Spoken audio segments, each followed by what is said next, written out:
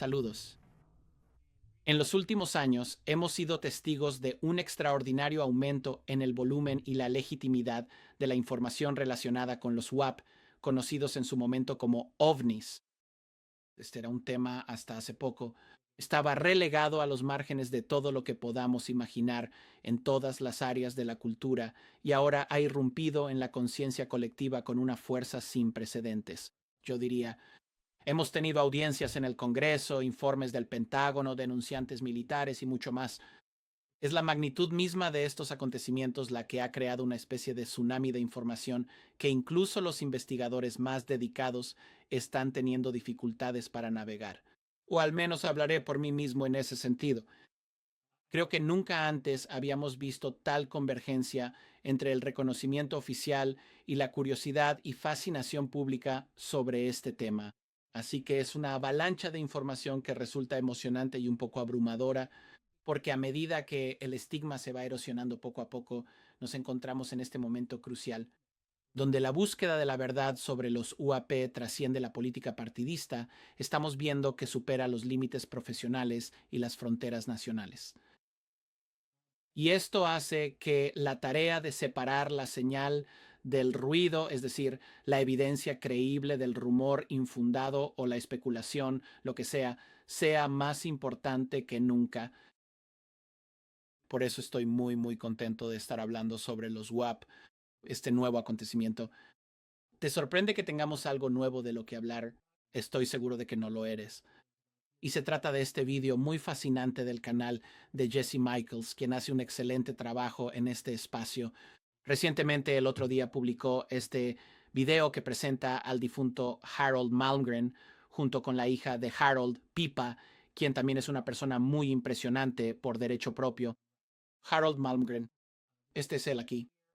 Al hablar en la entrevista, me pareció que fue excepcionalmente claro y muy preciso, hablando de algunas cosas sorprendentes, increíbles. Estos también son Jesse y Pipa en la entrevista. Voy a entrar en todo esto. Harold Malmgren, sin embargo. Primero, realmente necesitas saber cuán impresionantes eran los antecedentes de este hombre. Nació en 1935, estudió en Yale. Allí obtuvo los más altos honores en economía. El siguiente fue Oxford, completó su doctorado. Trabajó allí bajo la dirección de un hombre que más tarde ganó el Premio Nobel de Economía. De hecho, Harold Malmgren estudió con varios premios Nobel de Economía. Tenía 27 años en 1962.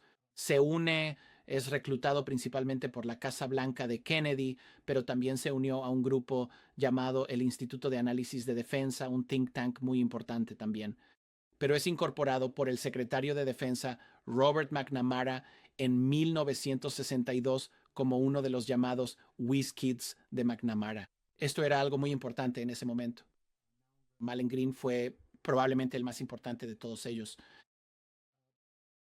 Esto se debe a que cuando Kennedy asumió la presidencia, conocía a algunos de los ganadores del premio Nobel y académicos que estaban impresionados por el talento de Malmgren. Eso es esencialmente lo que era. Así que él, Malmgren, se convierte en un enlace conjunto entre los jefes del Estado Mayor y el Consejo de Seguridad Nacional, justo cuando comenzaba la crisis de los misiles en Cuba en 1962, y su papel fue crucial. Malmgren estuvo profundamente involucrado en la sala de situación durante toda esta crisis, yendo y viniendo con Curtis LeMay. Realmente vale la pena escuchar a Malmgren hablar de esto en su entrevista con Jesse Michaels. Es realmente revelador, muy esclarecedor. Así que en realidad fue sumamente importante para desescalar esa crisis y evitar la Tercera Guerra Mundial. Después de eso tuvo una carrera muy larga. Aconsejó a 4 presidentes en temas de estrategia nuclear y comercio. Tuvo muchísimos otros logros muy impresionantes en su carrera. Lo interesante aquí es que hemos visto una lucha desarrollarse en Wikipedia sobre el artículo que gestiona o documenta a Harold Malmgren, y el artículo se enfrenta a una posible eliminación. Esta es una discusión que, al parecer, sigue en curso mientras grabo este video. Este es el hombre que sirvió a Kennedy, Johnson, Nixon y Ford. brindó asesoría al Comité de Finanzas del Senado. Así que el editor que está intentando eliminarlo está cuestionando su importancia, está descartando las declaraciones de Malmgren sobre asuntos extraterrestres como, cito, afirmaciones disparatadas sobre el espacio merodeador, extraterrestres, realmente menospreciando los 40 años de servicio de este hombre. Uno tiene que preguntarse sobre el momento en que ocurre todo esto. Maungerman acababa de fallecer. Había hecho sus declaraciones finales sobre los ovnis. Su página había existido sin objeciones desde 2015 y por eso hay mucha gente hablando de lo sospechoso que es esto. Tienen razón en ser suspicaces. El editor de Wikipedia que iba tras él, su nombre es Chetsford, no sé quién es esta persona. Todos son nombres anónimos. Él está en el centro de todo esto. Este es un tipo que ha hecho 41,000 ediciones en Wikipedia. Puede borrar páginas, puede bloquear usuarios, tiene una enorme cantidad de poder que ha cultivado durante años. Así que el artículo permanece por ahora. La comunidad de Wikipedia está deliberando. El resultado, hasta donde puedo ver, es incierto. Algunas personas dirán que esto es solo mantenimiento rutinario de una enciclopedia. Otros ven la eliminación de realidades y verdades incómodas. La línea entre la curaduría y la censura siempre es delgada, siempre lo ha sido. Pero de todos modos, Malmgren tiene mucho que decir al respecto en esta entrevista de casi 4 horas que hace con Jesse Michaels.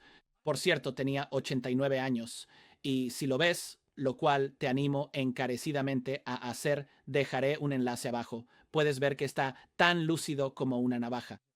Este hombre tiene un intelecto increíble. Y al día siguiente de esta entrevista, según entiendo esto, creo que lo dijo Jesse, su salud se desplomó y fue hospitalizado. Jesse Michaels volvió a para hablar con él por teléfono. Malmgren quería que esta información saliera a la luz. Esto se puede ver claramente. Realmente es bastante notable. Sabes, a veces una persona mayor dice algo y te pregunta si está en su sano juicio. Desafortunadamente esto puede pasar. Por supuesto, todos conocemos ejemplos, pero no puedes decir esto de Harold Malmgren. Lo escuchas y te das cuenta de que no es posible. Este no es un hombre que estuviera sufriendo ningún tipo de deterioro cognitivo.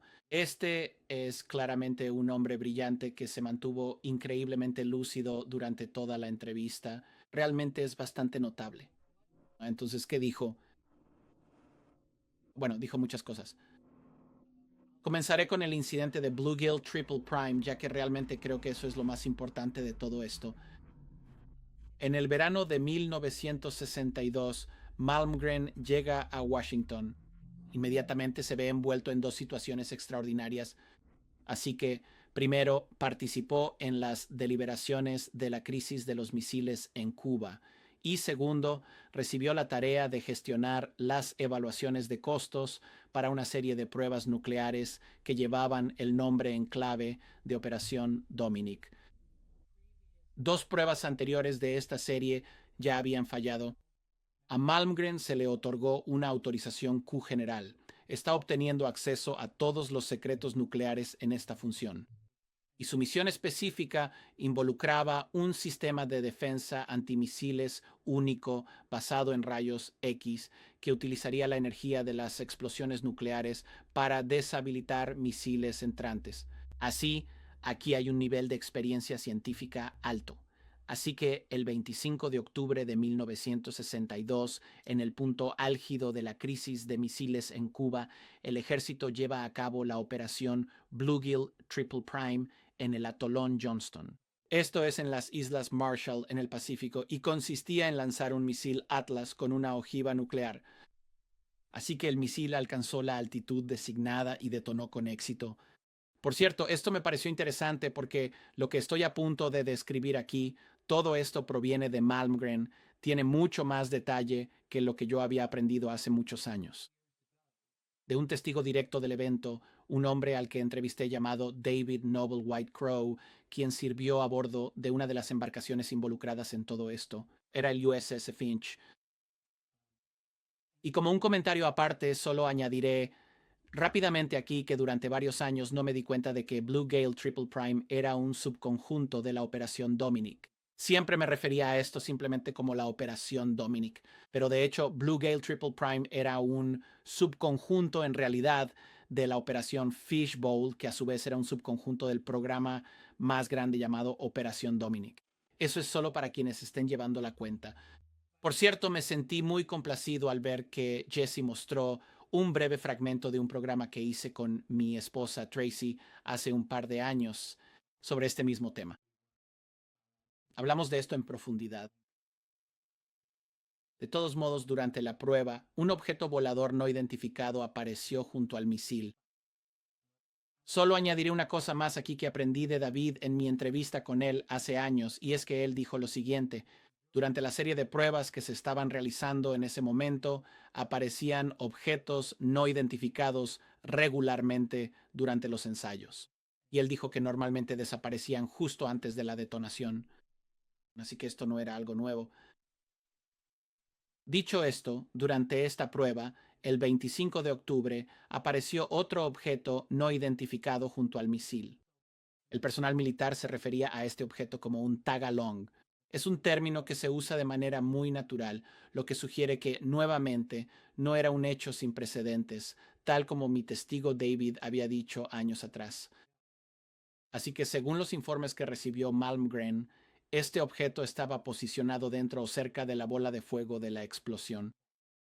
La detonación nuclear emite un pulso electromagnético muy potente que parecía desestabilizar los sistemas de vuelo del objeto. El objeto, ahora deshabilitado, cae dando vueltas fuera de la bola de fuego nuclear. Cae en el Océano Pacífico. Tienes buques de la Marina en las cercanías que se movilizan de inmediato para las operaciones de recuperación. Durante el clip, donde Jesse está entrevistando a Melon Grimm, se habló sobre el testimonio de David Noble.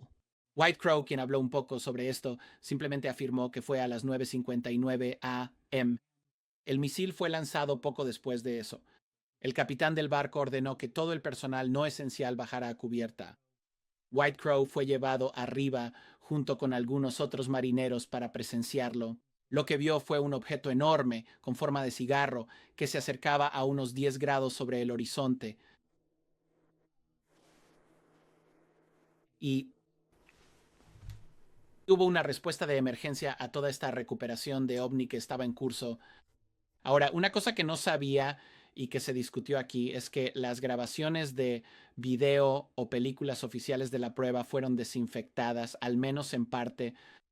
Un gran triángulo blanco fue superpuesto sobre la porción, mostrando el ovni cayendo desde la explosión.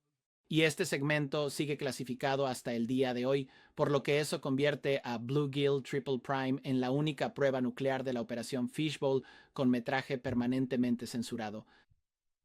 Todo esto es muy, muy interesante. Así que cuando Malmgren recibió informes sobre la prueba, notó menciones de este objeto acompañante. Entonces hace preguntas y le responden como si nada, sí, acompañante, sin ofrecer más explicación. Así que insiste para obtener más información. Pero al principio se topó con la clásica excusa de la necesidad de saber, a pesar de tener autorización Q. Así que sigue insistiendo para obtener detalles sobre lo que había ocurrido.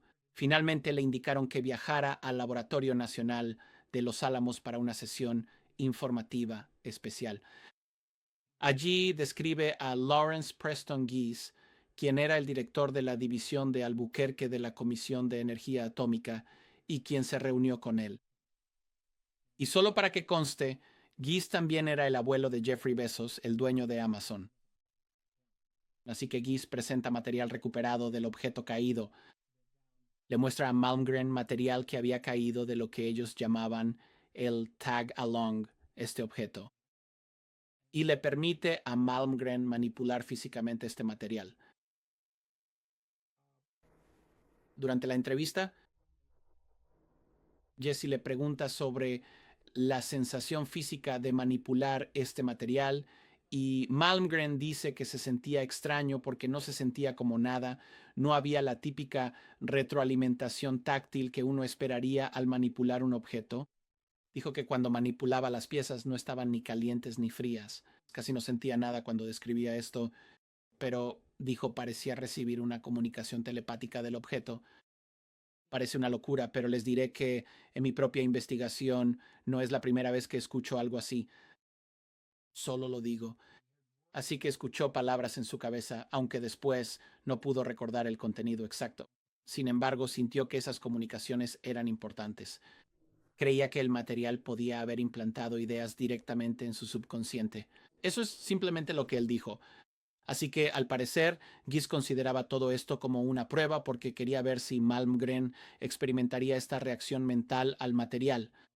Aparentemente, Malmgren aprobó esta prueba, así que después de esta experiencia, se consideró que Malmgren estaba listo para recibir más información. Posteriormente recibió un informe completo sobre lo que se llamaban tecnologías de otros mundos de parte de Richard Bissell, quien había sido subdirector de planes de la CIA y había estado involucrado en el diseño del Área 51 para que conste. Así que todo este incidente marca la transición de Malmgren de su papel de solo analizar costos de misiles y demás a convertirse en alguien con acceso a información muy clasificada sobre tecnologías relacionadas con UAP o UFO. Hay muy poca descripción física de las piezas que Malmgren manipuló. El único detalle descriptivo que capté fue cuando le preguntaron sobre el color y él dijo que era el color de algo en el espacio, lo cual es un poco vago, pero sugiere quizá un color oscuro o negro. No había información sobre la forma o el tamaño, ni sobre ninguna otra característica física de estas piezas. Sí describió cómo se sentían cuando las manipulaba, diciendo que era como se sentía raro, dijo, porque no se sentía como nada. Realmente eso es todo, si no hubo otros detalles al respecto, desafortunadamente. Sin embargo, aproximadamente 2 semanas después de la sesión informativa de Malmgren, el presidente Kennedy y el vicepresidente Johnson, junto con sus equipos, viajaron directamente a Los Álamos.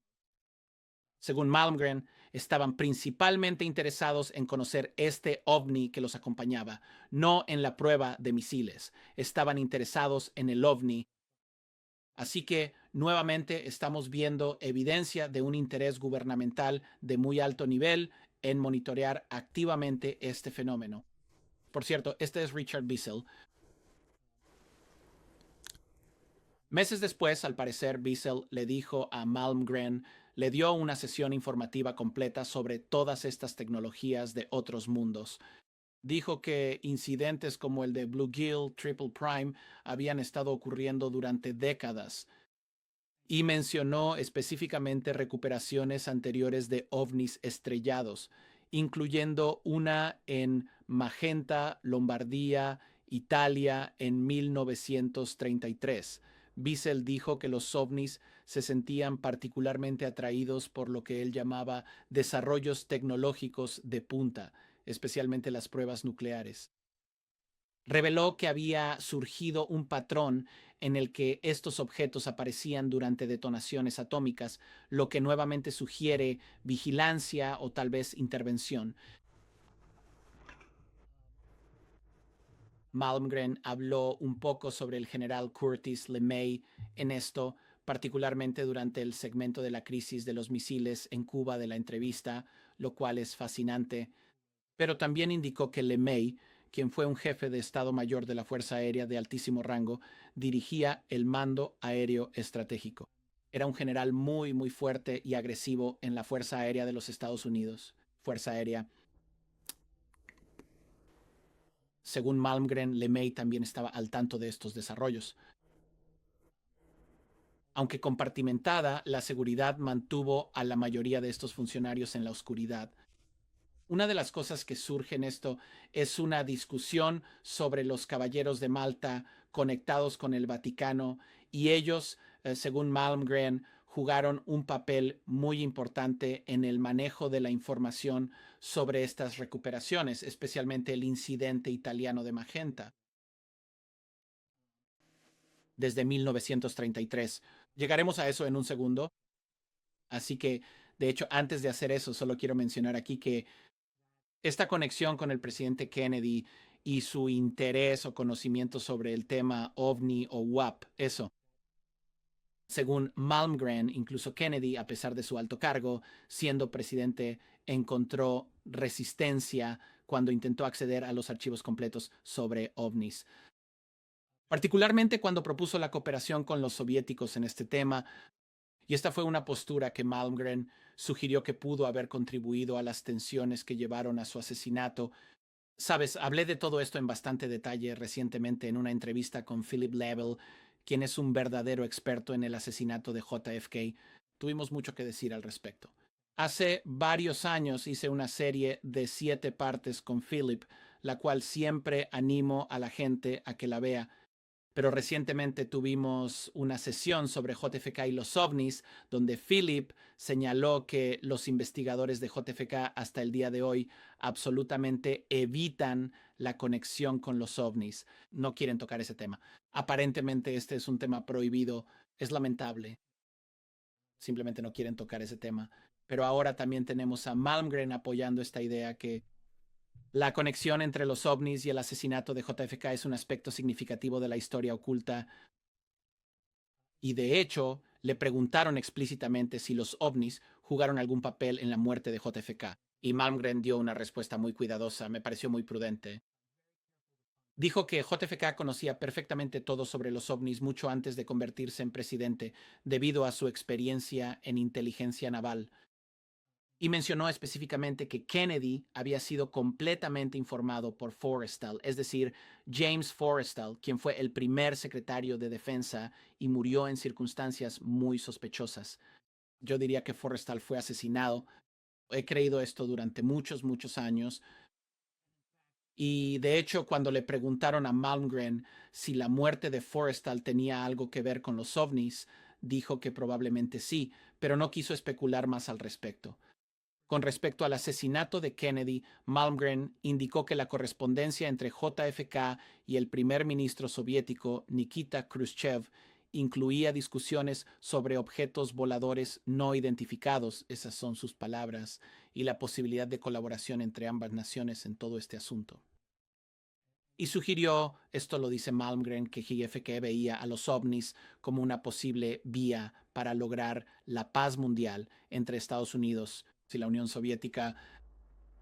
Él no estaba afirmando directamente que los ovnis fueran la causa de la muerte de Kennedy, pero sí transmitió eso.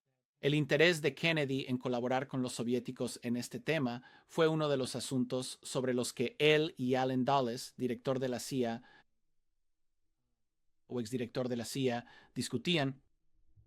Así que realmente sugiere que el deseo de Kennedy de transparencia y cooperación en torno a los ovnis generó tensiones con ciertos sectores de la comunidad de inteligencia, en particular después de que Kennedy despidiera a Dulles como director de la CIA y amenazara con dispersar la CIA a los 4 vientos. Una cita famosa de Kennedy. Así que también se le recordó a Malmgren sobre la carta de JFK al director interino de la CIA, John McCone, solicitando coordinar los datos sobre ovnis con la NASA para colaborar mejor con los rusos. Esto fue en septiembre, el 12 de noviembre de 1963, 10 días antes de su asesinato, y Malmgren dijo que estaba al tanto del documento. Agregó que Kennedy había enviado varias comunicaciones sobre ovnis o UAP. Eso formado, dijo. Él formó la base por la cual dejamos de hablarnos entre nosotros, es decir, entre Kennedy y la comunidad de inteligencia. Esto provocó una enorme ruptura entre Kennedy y el Malmgren. Ahora, la conexión de los Caballeros de Malta es realmente interesante y la recuperación del ovni magenta. Voy a hablar un poco sobre esto porque Harold Malmgren tenía algo que decir al respecto y realmente es bastante interesante. Así que ahí está Magenta, está en el norte de Italia. La conexión entre los Caballeros de Malta y la recuperación de ovnis estrellados. Este es otro aspecto muy significativo, pero diría que poco explorado de la historia de los ovnis. Así que Malmgren se enteró de esto por Wiesel. Ya mencioné esto antes, Richard Wiesel, subdirector de planes de la CIA.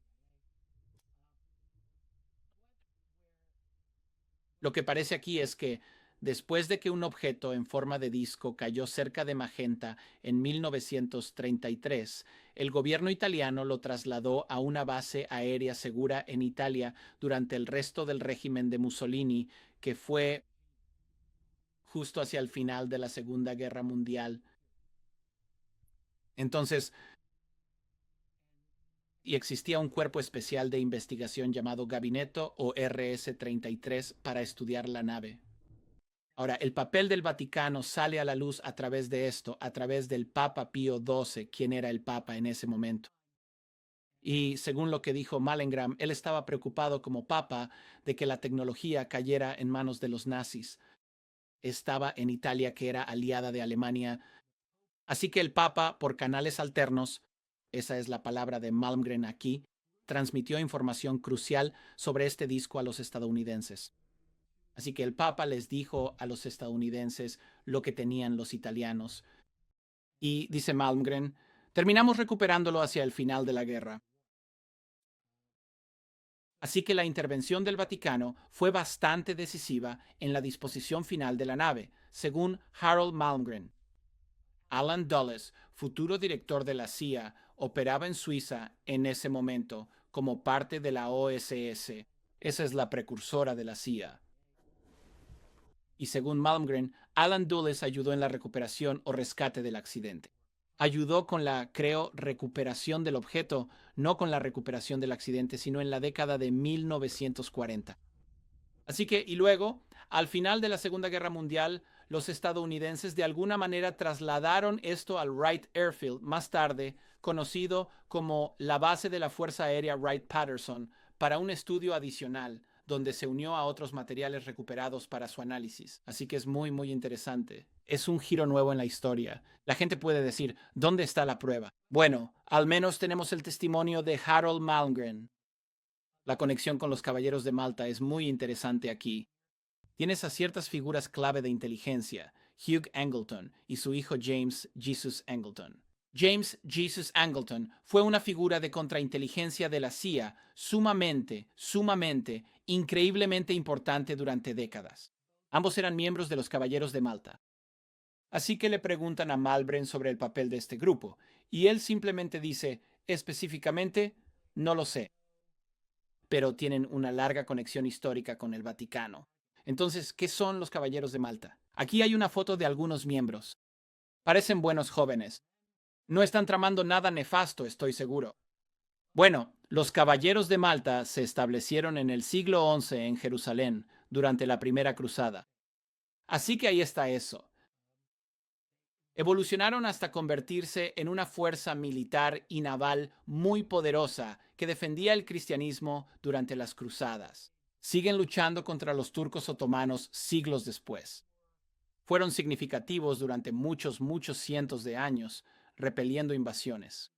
Fueron los defensores, o uno de los defensores, de la cristiandad durante la Baja Edad Media y el inicio del Renacimiento.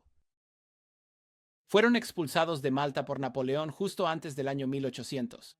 Se establecieron en Roma, donde continúan hasta el día de hoy como una entidad soberana. Son una entidad soberana. Oficialmente, están todos enfocados en el trabajo humanitario y médico alrededor del mundo. Su nombre real es la Soberana Orden Militar de Malta, SMOM, así que son una entidad soberana no territorial. Están reconocidos bajo el derecho internacional. Tienen relaciones diplomáticas con más de 100 naciones. Tienen su sede en Roma. No poseen ningún territorio soberano, pero pueden emitir pasaportes, acuñar monedas y mantener inmunidad diplomática. Funcionan de manera muy similar a un Estado en los asuntos internacionales, pero al mismo tiempo son una orden religiosa católica y, por lo tanto, operan bajo la autoridad espiritual del Papa, aunque gobiernan sus asuntos seculares de manera independiente. Así que esos son los Caballeros de Malta, una organización muy singular, con una membresía muy exclusiva. Hay muchos estadounidenses, creo que su membresía es de alrededor de 13,000 a 14,000, podemos decir, ciudadanos. Supongo que podemos decirlo así. Creo que unos 3,000 de ellos son estadounidenses y muchos europeos. Los estadounidenses, especialmente los que trabajan en el campo de la inteligencia, han estado profundamente involucrados en los Caballeros de Malta. William Donovan, jefe de la OSS durante la Segunda Guerra Mundial. Parece que Alan Dulles fue miembro. John McCone, futuro director de la CIA, fue miembro. Se dice que ayudaron a los nazis a escapar de Alemania al final de la Segunda Guerra Mundial. Creo que eso debe ser cierto. Estuvieron muy involucrados en apoyar todo tipo de actividades anticomunistas durante la Guerra Fría. Y siguen activos, todavía existen.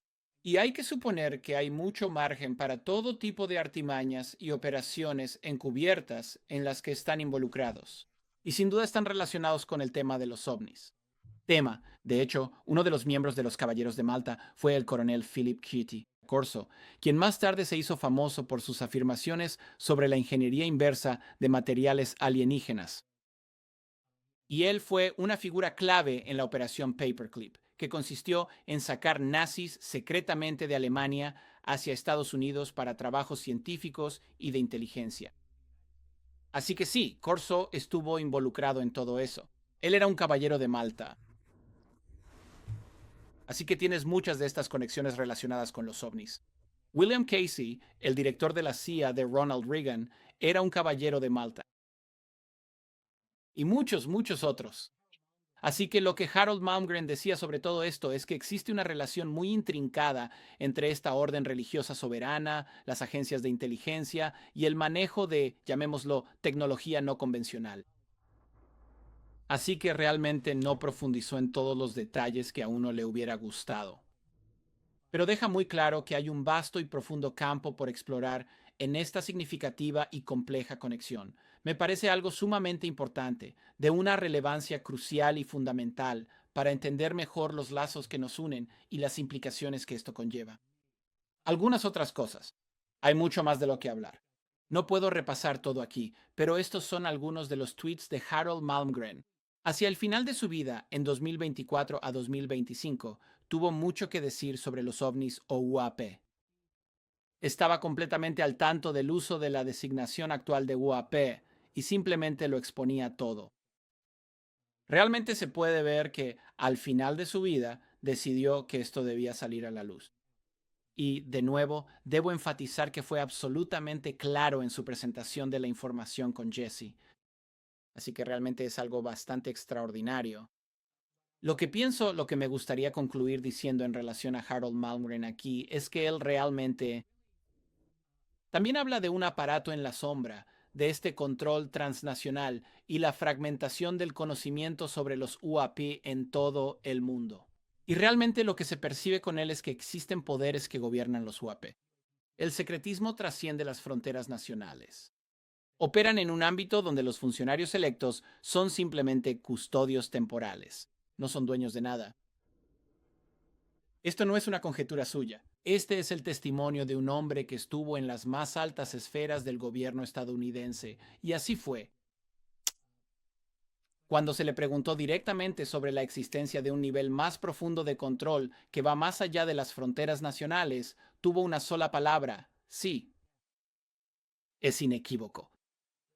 Este aparato transnacional se manifiesta a través de una variedad de instrumentos diferentes. Existe lo que él llamó el Majestic.